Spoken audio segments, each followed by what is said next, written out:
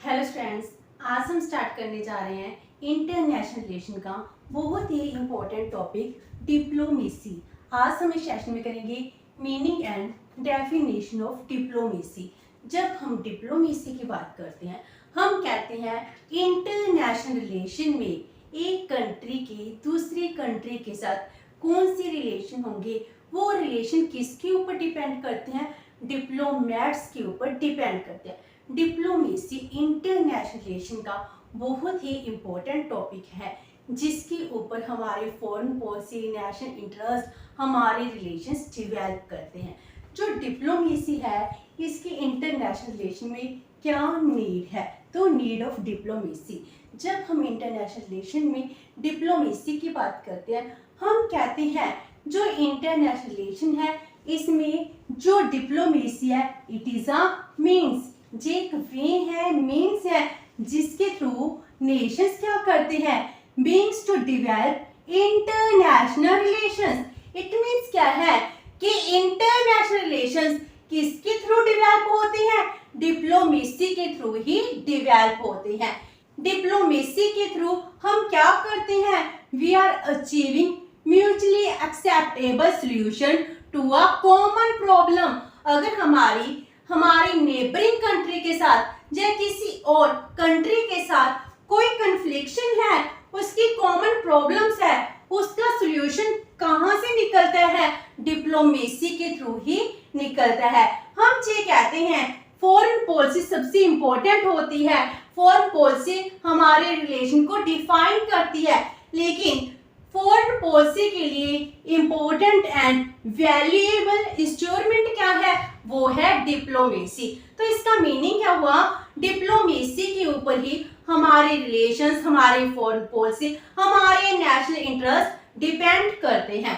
तो डिप्लोमेसी होती क्या है, डिप्लोमेसी क्या है, इट इज द आर्ट, ये क्या है, एक ऐसी आर्ट है, art of influencing the decisions and behaviour of other nation. एक ऐसी आर्ट जिसके थ्रू हम दूसरी कंट्री के डिसीजंस को, उसके बिहेवियर को इन्फ्लुएंस कर सकते हैं, हम नेगोशिएट करते हैं, डिस्कस करते हैं, जिसके द्वारा हम अपने इंटरेस्ट को अचीव करने की बातें करते हैं। तो हम ये कह सकते हैं, जब भी हम डिप्लोमेसी की बात करते हैं, इसके द्वारा हम अपने नेशनल इंटरेस्ट को प्रमोट करने की बात करते हैं, वो भी कैसे, बाय पीसफुल मीन्स। हम कोई वॉर की बात नहीं कर रहे, डिप्लोमेसी सबसे पहले आती है जब हम नेगोशिएशन की, डिस्कशन की, टेबल कॉन्फ्रेंस की बात करते हैं। तो ये सब पीसफुल मीन्स होते हैं, जिसके थ्रू हर एक नेशन अपने नेशनल इंटरेस्ट को सिक्योर करने की बात करता है। तो हम ये कह सकते हैं, जो डिप्लोमेसी है, it is important device of power management and securing international peace. International peace को अचीव करने के लिए भी डिप्लोमेसी सबसे इंपॉर्टेंट रोल प्ले कर रही है। अगर डिप्लोमेसी ना हो तो बहुत जल्दी, बहुत फ्रिक्वेंटली वॉर हो सकती है। उस वॉर को रोकने के लिए डिप्लोमेसी ही सबसे इंपॉर्टेंट रोल प्ले करती है। डिप्लोमेसी की इंपॉर्टेंस के बारे में मनुस्मृति में मनु ने ये कहा है, अगर एक कंट्री में वॉर होती है, उस वॉर का रीजन क्या है कि उनके जो डिप्लोमेट्स हैं, डिप्लोमेट अपनी ड्यूटी अच्छे से पे नहीं कर रहे हैं। अगर डिप्लोमेट अच्छे से अपनी ड्यूटी पे करे, डिप्लोमेटिक बातें करेंगे, तो उनमें कभी भी वॉर नहीं हो सकती है। तो इंटरनेशनल रिलेशन में डिप्लोमेसी सबसे इंपॉर्टेंट मानी जाती है। डिप्लोमेसी ऐसी नहीं है आज के टाइम में ही डेवलप हुई है, डिप्लोमेसी की स्टार्टिंग एशियन टाइम से मानी जाती है। जब हम रामायण महाभारत की बात करते हैं, उसमें भी डिप्लोमेसी की ही बातें थी। जब हम कहते थे हमने अपने मैसेंजर भेजे हैं, वो डिप्लोमेट्स होते थे, वहां की सिचुएशन को अच्छे से एनालाइज कर आते थे। तो ग्रीक में भी हम चीज देखते हैं डिप्लोमेट्स की इंपॉर्टेंस क्या थी। तो 16-17 सेंचुरी तक ये क्या होते थे, एक मैसेंजर होते थे, एंड इसके साथ साथ इनवॉइस होते थे, जो अपने मैसेज को पास करते थे, एंड साथ में क्या करते थे, पूरी सिचुएशन को एनालाइज करते थे। इसीलिए तो डिप्लोमेसी की इंपॉर्टेंस इंक्रीज हो जाती है। एंड जब पोस्ट वॉर का पीरियड स्टार्ट होता है, जब फर्स्ट सेकंड वर्ल्ड वार खत्म होती है, उसके बाद तो डिप्लोमेसी बहुत इंपॉर्टेंट बन चुकी है। उसमें हम ये कहते हैं पहले जो डिप्लोमेसी थी वो सीक्रेट थी, आज की जो न्यू डिप्लोमेसी है वो ओपन हो चुकी है। इसमें हम ये कहते हैं हमारे एम्बेसीज दूसरी कंट्रीज में है तो वो डिप्लोमेटिक रिलेशन तो डेवलप कर रही हैं, तो ये हमारा इम्पोर्टेंट रोल बन चुकी है। डिप्लोमेसी एक कंट्री के रिलेशन को अच्छे से मेंटेन करने के लिए सबसे इम्पोर्टेंट होती है। तो डिप्लोमेसी को हम कैसे डिफाइन कर सकते हैं, इसकी डेफिनेशन अकॉर्डिंग टू सर इर्नेस्ट सैट्यू उन्होंने कैसे डिफाइन किया है।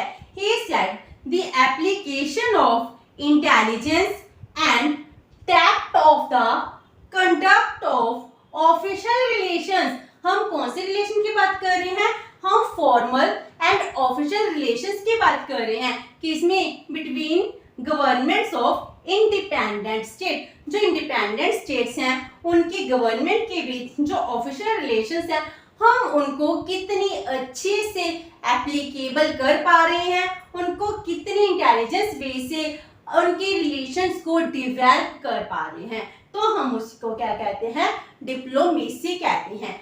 एंड इसको हार्लड निकलसन ने कैसे डिफाइन किया है। He said the management of international relations by means of negotiation।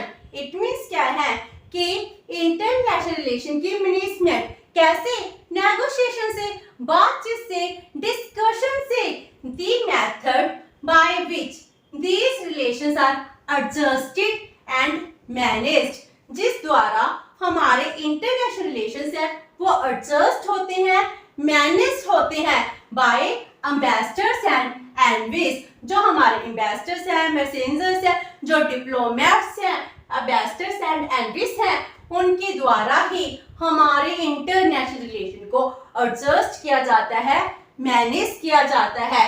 The business और आर्ट ऑफ द डिप्लोमेट्स, ये सब कुछ डिप्लोमेट का एक आर्ट है, जिस वजह से इंटरनेशनल रिलेशन स्मूथ होते हैं, वो मैनेज होते हैं, डेवलप होते हैं, उनको मेंटेन कर पाते हैं। तो डिप्लोमेट्स ही हैं जो हमारे आधी प्रॉब्लम्स को वहीं पर सॉर्ट आउट कर देते हैं। तो डिप्लोमेसी की इतनी ज्यादा इंपॉर्टेंस है। जब हम डिप्लोमेसी की बात करते हैं, फॉरेन पॉलिसी की बात करते हैं, हमको लगता है फॉरेन पॉलिसी में तो हम ये कर रहे थे, अपने नेशनल इंटरेस्ट को अचीव करने की बात कर रहे थे, नेशनल इंटरेस्ट को सिक्योर करने की बात कर रहे थे, इंटरनेशनल रिलेशन को डेवलप करने की बात कर रहे थे।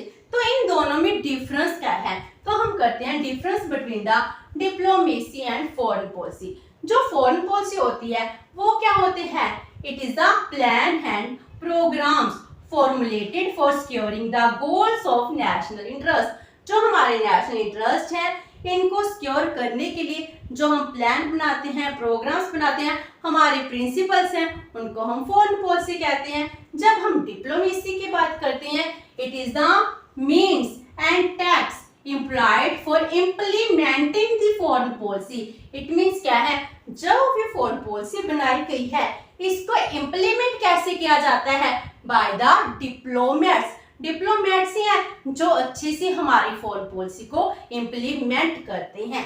एंड फॉरेन पॉलिसी क्या होती है, it is made by many different persons and agencies के द्वारा बनाई जाती है। लेकिन जो डिप्लोमेसी है it provides machinery and personnel by which foreign policy is operationalized, जिसके द्वारा हमारी फॉरेन पॉलिसी है वो ऑपरेशनलाइज्ड होती है।